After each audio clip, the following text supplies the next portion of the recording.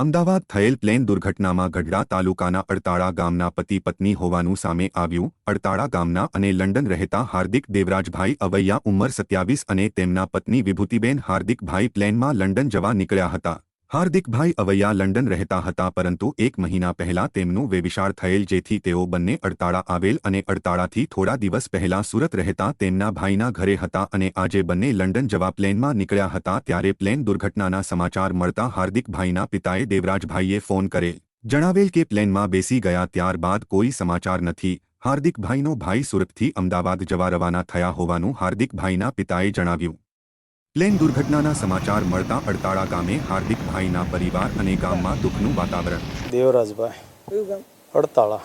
કાકા, પ્લેન દુર્ઘટના અમદાવાદમાં બની છે, એમાં કંઈક ના કંઈક તમારા મારો દીકરો છે। દીકરોને વો બે શું નામ છે? હાર્દિક અને એમના મિસિસનું નામ? વિભૂતિ। એ અહીંયા અડતાળા આવેલા એવી કંઈક વાત છે? અડતાળા આવ્યા હતા, શું કામ?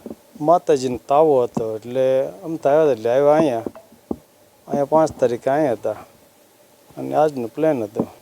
હમણાં જ એમનું કંઈક વેવિશાળ થયેલું ગણેશ ચોથ। હા, વેવિશાળ થયેલું. હા, વેવિશાળ થયો।